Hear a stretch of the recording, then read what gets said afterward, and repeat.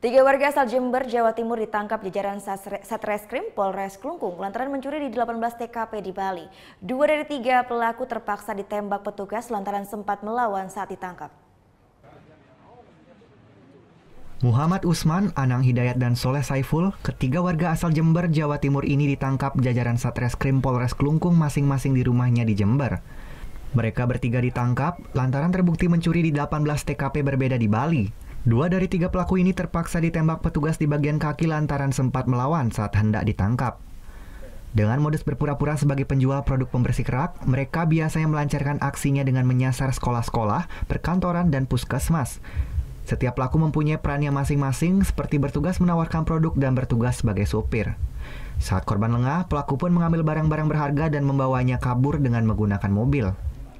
Dari tiga pelaku, satu diantaranya merupakan residivis dengan kasus yang sama.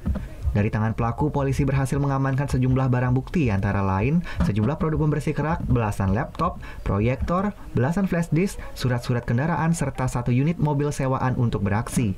Lakukan pencurian ini dengan modus berpura-pura menjadi anggota dari ASTIP Malang, yaitu Asosiasi Sarjana Teknologi Industri dan Pertanian Malang.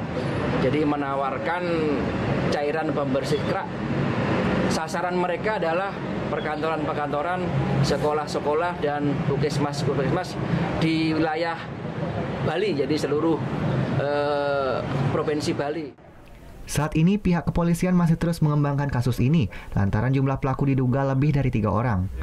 Akibat perbuatannya, ketiga pelaku dijerat pasal 363 KUHP tentang pencurian dengan ancaman hukuman maksimal 7 tahun penjara. Kade Martana melaporkan untuk NET. Oh yang beneran? Iya, oke. Nah, udah kan nonton beritanya? Jangan lupa di-subscribe, di-like, dan juga di-komen ya akun YouTube dari Net Bali. Terima kasih udah subscribe. Yang belum, jangan sampai lupa. Di sebelah sini nih.